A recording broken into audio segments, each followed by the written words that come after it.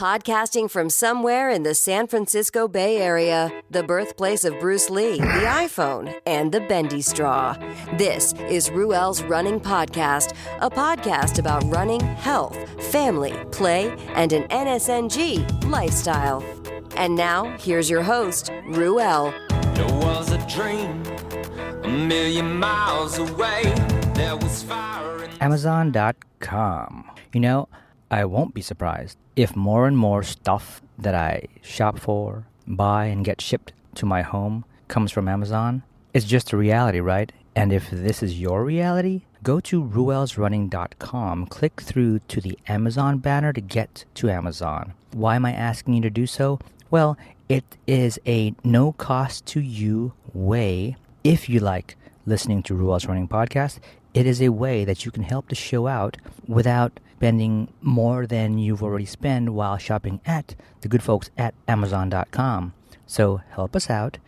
Go to ruelsrunning.com, click through to the Amazon.com site, and shop, connect, and enjoy.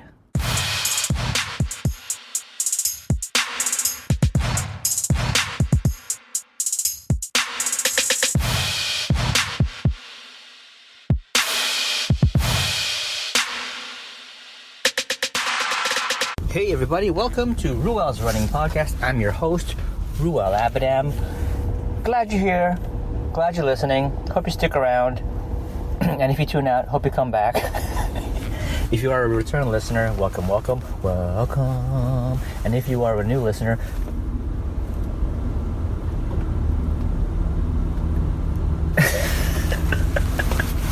there are no new listeners.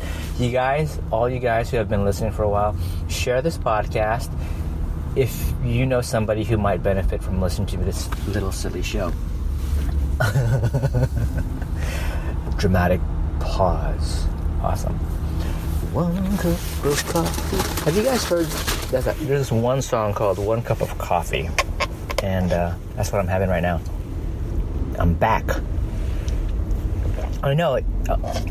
It only took several days for me to fold on the idea of not having full on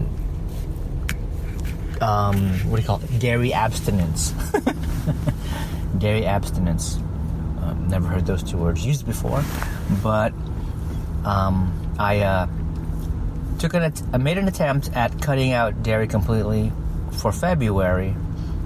And realized that I should have just stuck to the no cheese into living challenge. So the original challenge was to not have any cheese. I don't have a problem eliminating cheese, so it's not much of a challenge for me. But heavy cream would have been a challenge. It was a challenge, and the reason why I brought it back in the end of day yesterday. And I think it's smart for me to do, considering I do have what I call a trail chase in sometime this month. I think in like 10 days I have or something or other. It's coming up, and I've been working at getting a little bit beaten up, and in the spirit of trying to get fit so that I can do my best at that trail event. It's the Lake Chabot Trail Run, or the Lake Chabot Red Tail Ridge Trail Run. It's a 50K event that I've signed up for. There are numerous other distances you could sign up for. So if that's something you're interested in and you happen to be in the Bay Area, check it out. It's put on by the good folks at InsideTrailRacing.com. So yeah, pretty happy to have the heavy cream back. And this morning, when I got up, made my coffee, and went for the heavy cream in the refrigerator, only to find out there wasn't any heavy cream in the refrigerator. Oh well, gotta fix that. Yeah. So what's new? What's new with you?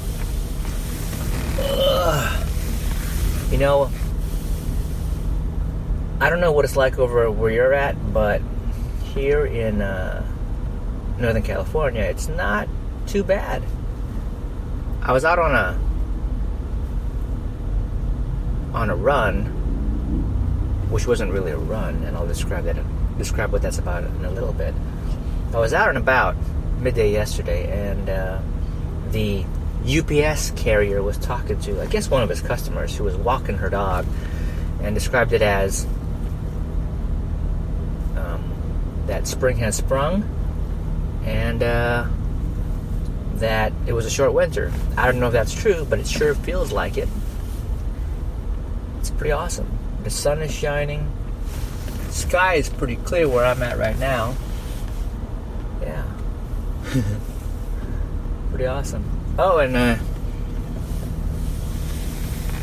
picked up my coffee at Starbucks, and I was walking by the stack of papers by the exit. It said that the Dow had dropped, right? And I remember seeing that the other day, that the Dow had dropped, but it had picked up later on in the day. You know what else dropped yesterday? My ass. Well, not my ass, but I had what I would describe as a transient, acute case of diarrhea, folks. Yes, this is one of those episodes. I don't know what it was. I'm gonna roll. But, you know, I guess this is where we talk about health in a disgusting way. I had beaten myself up pretty good with my workout in the day. And when I describe it, it's not going to sound like I beat myself up. So I'll talk about that first, then I'll get into blowing from the rear end. And what happened was, I'd been listening, you know, as I spend more time on my feet trying to prepare myself for the race, I've been listening to a lot more podcasts, which I do anyways, but now that I'm finding more and more alone time because of these runs, I've been listening to more and more. I was listening to the good folks at 10 Junk Miles, which is another podcast put out by Scotty Coomer and his band of ultra runners. There's too many for me to remember. It's Tony Silveri and Scotty and gosh, a whole bunch of others. Anyways, I even have tried. So I was listening to this podcast where Scotty had talked about how he used to, with a friend, he used to do these 20-mile walks, right? Isn't that great? These 20-mile training walks. And so I'm like, that's a great idea. You know, it's a great idea to train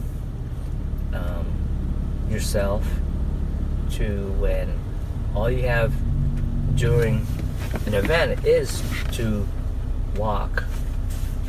You know, he describes it as you use a totally different set of muscles when you go walking versus running. So the other day I decided to do that myself. Rather than do my normal run on a given route, I would just do majority of it speed walking or power hiking, whatever you want to call it. So it was from the get-go, you know, hit the tracker on my phone and start walking, you know, fast as it was comfortable fast could be. And when I hit the downhills, I would just do a light jog, an easy jog, and obviously in the crosswalks, because this run would take place in San Francisco, out of the financial district and through other neighborhoods. And when it was the crosswalk, I would jog the crosswalks because, you know, I wanted to minimize my time in the middle of danger. So I did that, and this is how it compares to a regular sort of easy run. And on an easy run, I mean, the time and pace to complete the outing, whether I do a light, easy run or this fast walk, it's the same. It's pretty much the same. The distance covered, the time covered, the pace. But the difference is when I do an easy jog to cover the run, I'm fine. I've been fine. I'm conditioned to do those easy runs. But then after doing the walk approach, I was pretty beat up. I was chatting with Scotty from 10 Junk Miles, describing what I had done and how he influenced me by talking about it on his show.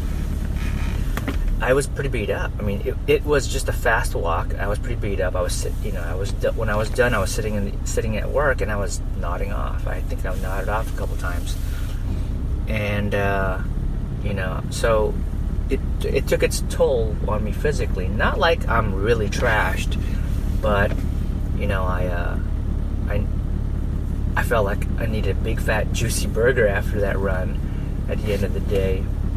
And I didn't get to it. But that's when I decided to reintroduce heavy cream back into the mix. Figured if I want to do stuff like that, I need that little bit of fat in my coffee that I'm used to help kickstart, what I'm going to do. Now, I dabbled with having like olive oil, and that didn't really do me much. I dabbled with the coconut oil, and like I said, it tends to make me feel hungry afterwards. And so now, by the way, speaking of olive oil, the way I enjoyed it was I would take a half shot glass. I would take a shot glass, fill it up with halfway with the olive oil, and this isn't the Villa Capelli olive oil. The folks who follow Vinny Tortorich are familiar with Villa Capelli olive oil, and I've had Villa Capelli olive oil. This was just, good California olive oil. And I'd fill it up halfway, and then I would squeeze some fresh lemon in there, maybe, I don't know, like a few drops. And then what happens is the drop of lemon juice would sink and suspend in the middle of all that olive oil. It looks kind of cool. Then I would get some salt, some sea salt, and I would sprinkle it on top. And that's pretty much it. Then I would hit that. I would hit that shot. I would throw it back, and you have a bit of everything. The luxurious feeling of that olive oil coming down, and then the coolness of the lemon juice drops hitting the back of your throat, and you can taste a little bit of it, and then the salt just makes it nice and awesome. And then you just wait a few seconds, and then because this is when you know it's good olive oil, then the pepperiness after effect of the olive oil kicks in. And I didn't add any pepper to it. Coffee, more coffee. So anyways, I'll do this speed walk and be pretty beaten up. So at the end of the day, knowing that I don't feel that great, and usually when I don't feel great because I'm beaten up, I want to nibble on something, feeling like as a way to recover, some substance. Didn't have anything. Got home after the train ride, and I wasn't starving or anything. I wasn't like continuously feeling like I need something. I wasn't ravenous, But when I got home, the first thing I grabbed was a small tub of pickles. It's a tub of pickles that I picked up at Whole Foods, and it's not your typical pickles. It's more like a fermented food type pickle, if that even makes sense. I think your standard pickles has vinegar and stuff in it, spices. This one it was just the cucumber.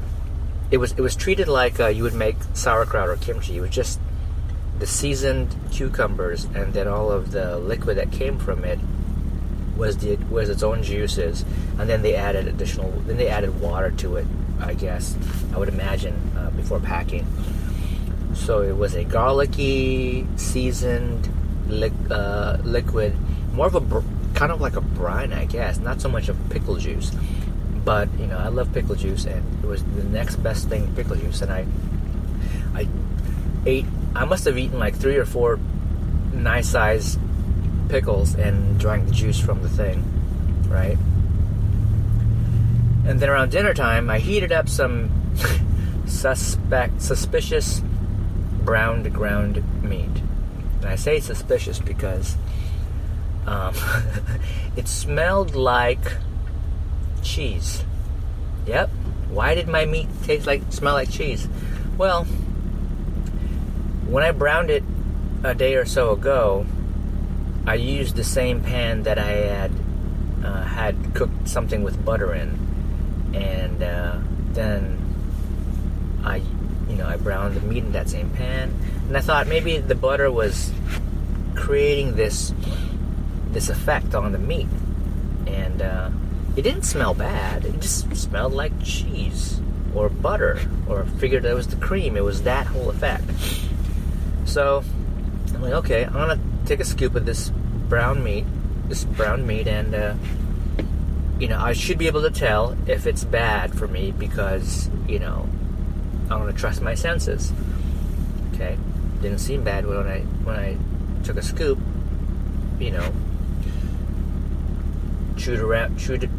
Played with it around my mouth, and try to get as much of my palate to get exposed to it, so that I can pick up on anything that might not be right with it.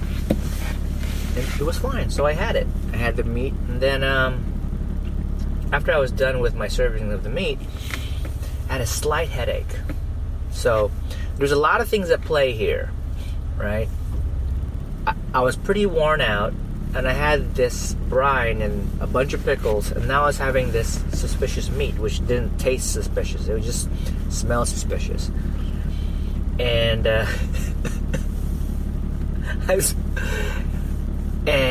oh my God, I spent my time numerous trips at the bathroom, and I just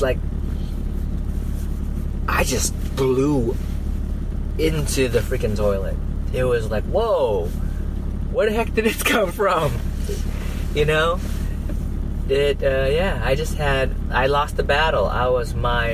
The poop gods had cursed my bunghole that last night, and I call it acute because, after spending my time, it was probably, 3 hours, not 3 hours of being on the toilet, but it was in a 3-hour span.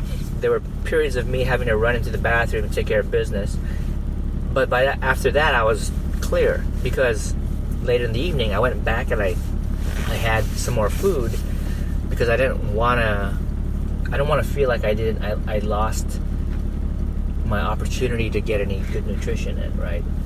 And most of the day had been sort of in this fasted state, and I did the workout, wanted to get home, eat something, blow chunks, blow liquid. I didn't want to be depleted, so I had food and I had drink, and I finished it off with a little bit of bourbon, and I held it all in. It was all fine. Got up the next day. No hefty firm loaf to report in the morning after a good cup of coffee, but no gushing either. So no flushing and gushing. So that was that. Aren't you glad you tuned in this episode? So, following day, and I'm feeling the effects of all of the work I've been putting in. So I'm gonna take it easy today. I've got some soreness around the legs, and just do that. And usually when I don't have a workout, or I'm out exploring the city during the lunch break, You know what? By the way, I'm sitting in the vehicle talking to you guys, recording, and it's a nice day as I described. But I look over to my left, and it's a clear view of Mount Diablo, which is nearby. So that's not bad. Mount Diablo, it's where I didn't beat cutoff last year for the Diablo Trail Challenge, or whatever it's called, and but I did complete. After I didn't beat the cutoff, I failed over to the half marathon distance, or the half marathon race, and just casually hit the finish line. So if you ever see those results, it was a very long, slow half marathon, which is fine. I don't care. I don't really care too much about it at that point. But I did meet Gabrielle that day, and so that was the best part of that event. Going out, being part of the community, making new friends, seeing a rattlesnake on the trail. But that was covered in a different episode. Anyways, yeah, it's a nice day. I can see the mountain. I can see Mount Diablo from here.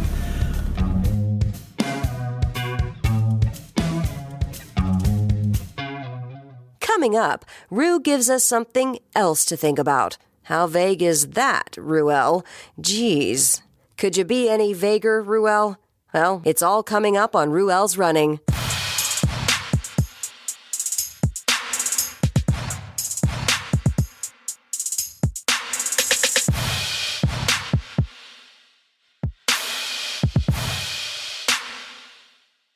Okay, the book is called Eat Happy, Gluten-Free, Grain-Free, Low-Carb Recipes for a Joyful Life by me, Anna Vicino. Eat Happy has 154 delicious grain-free, gluten-free recipes that are also free of any processed sugars. There are meats, fish, sides, soup, starters, casseroles, slow cooker recipes, breakfast dishes, and even desserts to satisfy any sweets craving you might have, all with virtually no sugar. If you are low-carb, paleo, are wanting to keep autoimmune issues at bay, or just want to lose extra weight, Eat Happy gives you comfort food where you won't miss the sugars or grains, so your body and brain can feel happy from eating real food. Okay, go get it then. Now's your chance. Yay! Yay!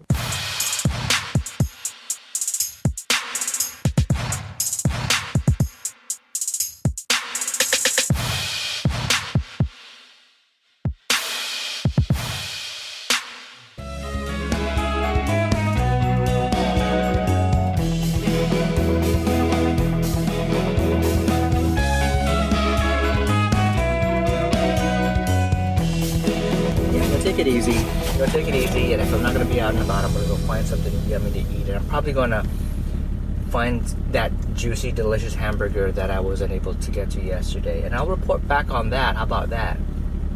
Yeah. So what's going on, guys? Have you done your taxes? Sorry, I haven't. I have to do it this month. I need to do it sooner than later, because I'm pretty bad at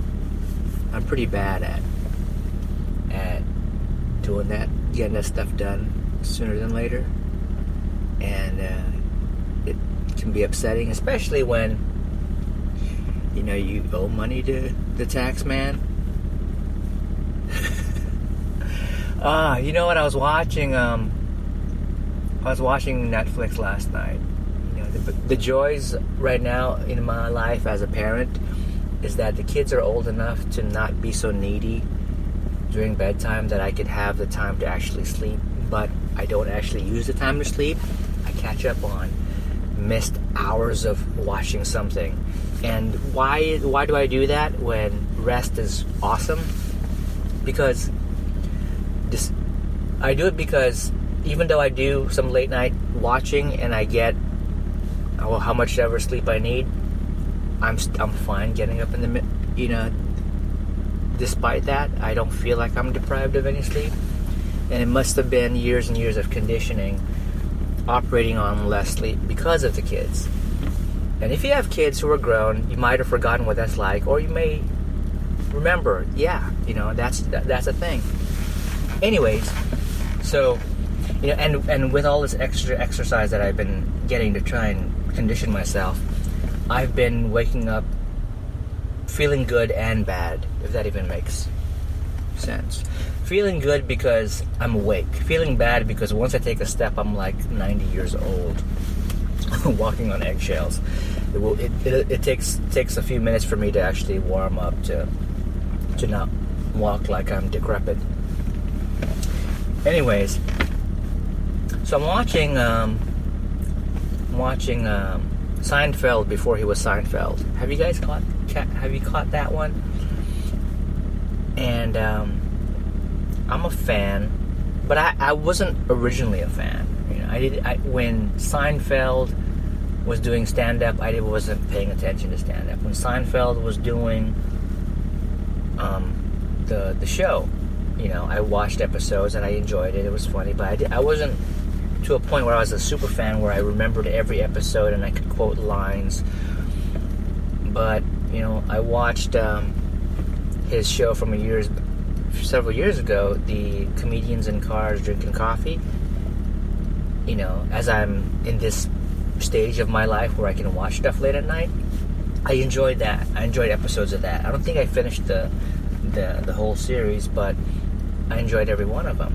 So here I was watching Seinfeld before he was Seinfeld. And the thing is, I think I fell asleep before I got to the end, but I caught enough of it, and that enough that I caught was enjoyable. And the reason why, and has nothing to do with Seinfeld. It has nothing to do with a whole lot. It just has to do with every now and again I need to experience something, whether it's watching it on the iPad or on TV, or if it's a book, or if it's a movie, or if it's out and about with the family. I need to experience something. I need moments. I need something to create an idea, that'll spark an idea, or something that'll inspire me, something to feel something. It makes it sound like my soul is really black and dark and empty. But, day to day, is your day to day. And the whole point of being a podcaster is to sort of give back, to hopefully give back to folks who tune in and offer some sort of experience, like how I seek for those experiences, that exposure. Going about, participating in these events now. I just started last year. I get to experience the running community, the ultra community, the trail community. There's something to gain from those experiences. When I did the solo runs for years, it was just me experiencing wherever I chose to run. When I tuned into podcasts, it was to experience, what the host and the guest had to offer, and I still do. And it's from that exposure that I might have a reason to act on something. So me doing this podcast is a hope that I could give back in a way. And the example would be, doing that fast walk, that training walk was, I was inspired because Scotty talked about it on 10 Junk Miles. I don't know why I'm calling him Scotty. I think he goes by Scotty, or it's Scott. He's he and there's a lot of guys like Scott who do stuff that's uncomfortable, but it's in the spirit of, living, really. So I was watching Seinfeld being Seinfeld, and in addition to getting some sort of influence, some sort of exposure to something that isn't mine, it makes me feel happy, right? When it comes to the comedy, it's, you know, that's what you want, what you expect, and you know, not being able to watch a lot of programs for years because I had spent my time just doing the day-to-day, then watching the kids and crashing out. Now that I have that free time late in the evening, I'm able to watch stuff like comedians and stuff. You know, it's bringing back that feeling of, yeah, haha, like hee hee ha ha. You know, that was good. That was good. And you know, if I tune in, the other day, the other evening, I watched Creed. You know, it had been out for several years, but again, you know, I have the opportunity to watch it, and you know, I was a fan of Rocky. I, you know, read the book when I was in high school, and through reading Rocky, I'm able to appreciate the movie differently, I feel. So that carried on to the movie Creed, and I was able to, you know, sort of see where Rocky was at that moment compared to where he was from what I had read as, you know, in high school.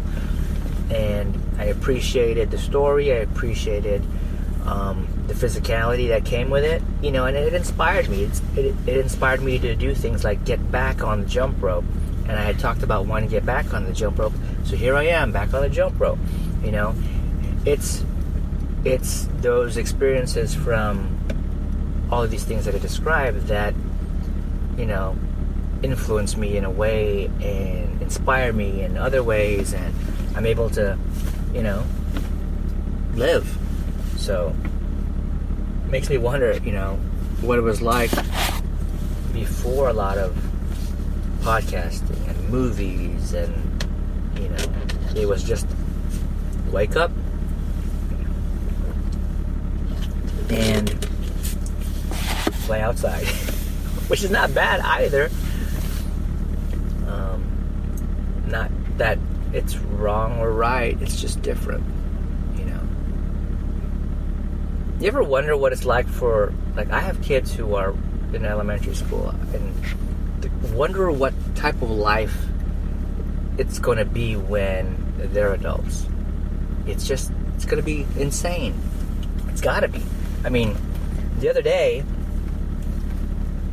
we watched a movie. What did we watch? We watched Jumanji, right? Welcome to the Jungle. And somewhere on social, someone, when the word of that movie was coming out, someone said Jumanji needed a remake? Why does Jumanji need a remake? But here's the thing, it isn't a remake. It's sort of like a movie with the same title, with a similar title, inspired by the original. It sort of picks up a different storyline at a different time that has to do with Jumanji. It was actually pretty, if you haven't seen it, but you've heard of it, I enjoyed it. I don't know if you will, but I thought it was great. I thought it was entertaining. Take the family. There was a few words in there that I felt, you know, the kids didn't need to hear, you know, but it's a different time. Some of those words seem to be more acceptable to the youth as everyday lingo, but my kids are still in elementary, and I'm not saying it's okay for them to hear it, but the older ones know that doesn't mean you should say it. So sat through, enjoyed it, the family. After that, you know, went for some lunch, and then after that, we went to so this is kind of new. It was a virtual reality arcade, I guess, if this is a way to describe it. So on the outside, it's not impressive. You walk inside, it's not impressive either, right? Looks like somebody went out of business. a lot of open space, some curtains, and some equipment in little areas separated by these curtains, and some pieces of furniture to sit down on. And I signed myself up. I signed up a friend and my 2 boys to have what's called an experience. Kind of sounds creepy, but yeah. My oldest son did a sort of a droid repair experience. So he put on the goggles, and which had the earphones attached to it, and he had 2 handles which had rings on front of it. And there was a big screen in his area that displayed what he was seeing through his visual apparatus. And it was kind of neat, and he got into it. He was immersed in the experience. He was in this room where there were like BB-8s and similar droids, and he participated in repairing them and directing them through different spots within the environment. It was awesome. And then my other son, he played an arcade type game where he had to choose stuff and shoot stuff. And what's more interesting is watching them from, in real life, how they move, as they get this virtual experience, So yeah, did that. And then a friend and I did the same experience separately, and it was basically being in. The idea was it was supposed to be scary, and I can see where it would be scary. It was where I was in this experience where once I was in it, I was out in the middle of nowhere, and it was pretty dark. And there was like forests and the moonlight and, a mountain in a distance and what looked like a decrepit, abandoned trailer in one, and you're basically sitting or standing in an area, and if you look down, you have no feet. But there's a ring that you stay within. You're in the ring, and you could look up and around you 360, and the sky, the stars, you see the plants kind of blowing in the wind, but you don't feel it because it's not real.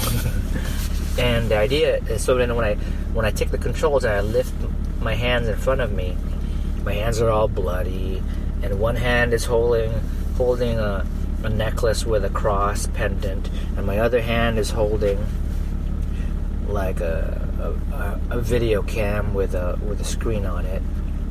So that's one stage, and I hold the necklace up, and it's supposed to be like a divining rod. I just kind of move it around in front of me, and I spin around, and then eventually the pendant moves, and it directs me which direction to go. And then once I get to where the general direction that it wants me to be at, as it moves and shakes and stuff, I take my video cam and I kind of point it around to see through the screen what it might be looking at, and I have to zoom in, and then whoa, zombie, right? Scary moment number 1, as it's supposed to be. Then that sort of clears, and I'm suddenly in this room full of, I think, this emptiness. It's not even a room. I'm in this ring, and there's candles all around, And then I look down, and at some point, cockroaches everywhere. Scary moment number 2. Then I get back into the scene, and I'm basically kind of like where I was before, outdoor somewhere in the dark, and I'm all alone. And look at my hands. I'm holding the cross again, but then I have a flashlight in the other. So same idea. Move around, look, use the necklace as the guide, and then use either the flashlight or a camera, whatever I have at hand, to get a better view of where I'm supposed to be looking at.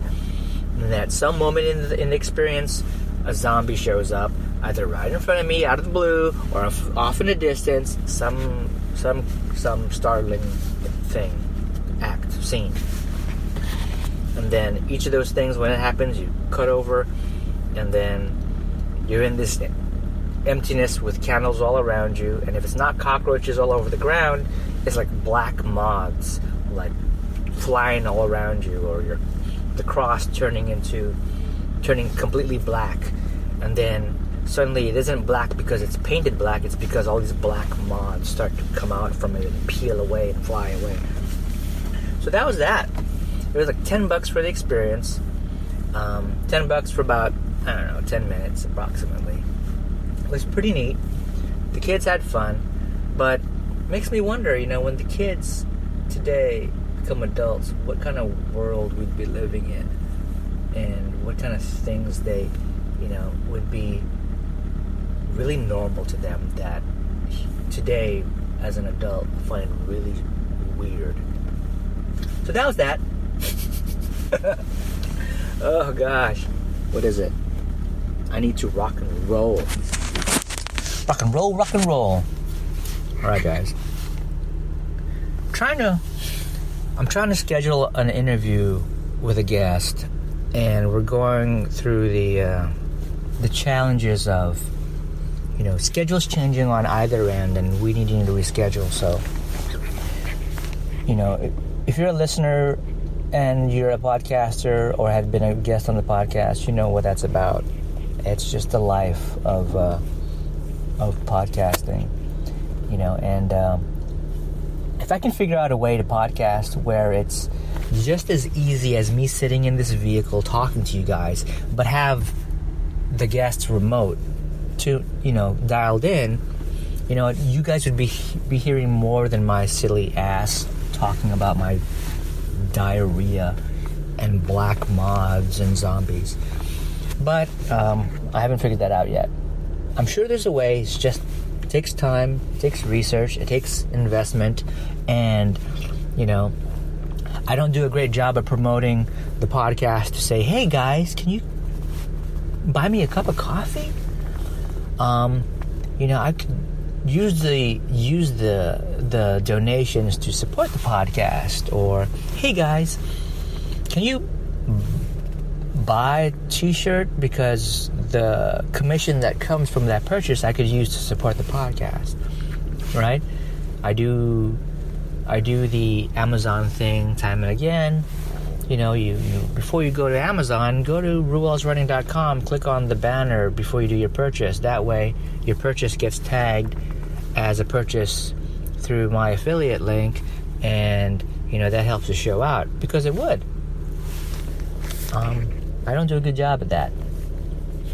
And I don't do a good job at, hey guys, go to Ruel's Running's Patreon page, which I haven't updated in forever, and it was set up at a different time, and to be honest, I put more time in that at that point in time that it was more of an experiment, and that hasn't produced any sort of Patreon support at all.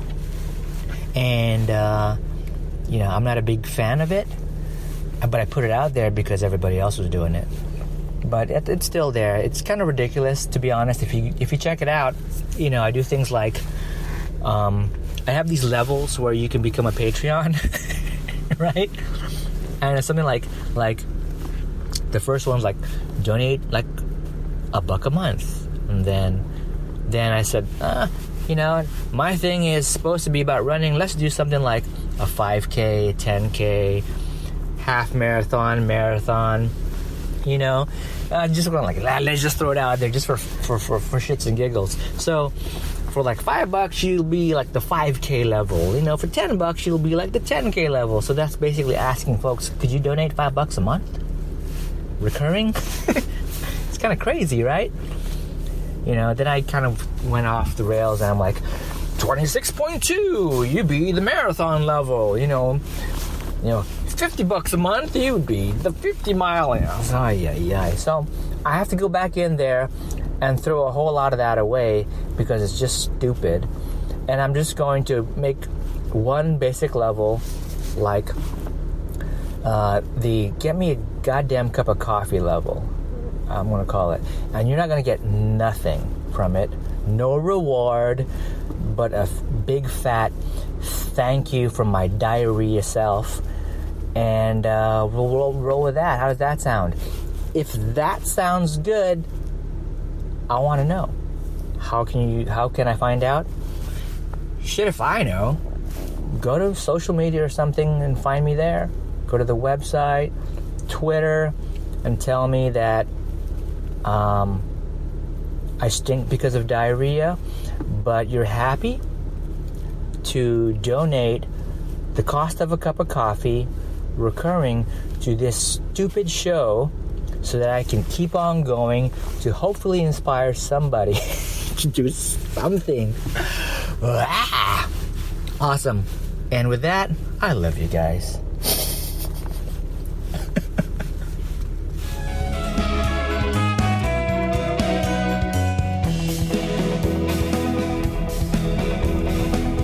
Folks, I wanted to just point out again that there is, in addition to the Ruel's Running Podcast Facebook page, there is a group.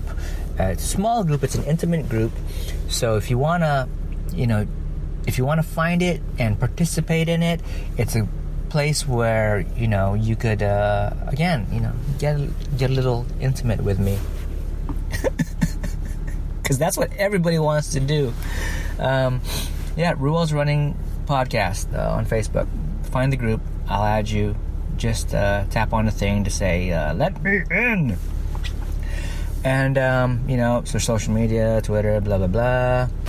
Awesome, guys. And again, go to the website, click on the Amazon link so that you could, help the show out without an additional cost to you. Share the podcast with your friends and enemies.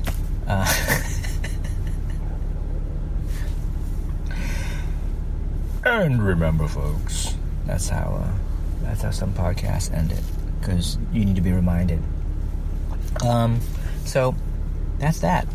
Catch you next time. Remember, hug a friend, hug your family, eat something delicious.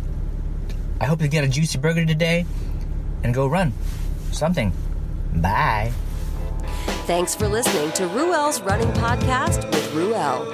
If you like what you just heard, share it with your friends and your enemies. Also, be sure to check out the site over at ruelsrunning.com. This has been another Coffee with Heavy Cream production. Join us next time for another silly show of Ruel's Running Podcast.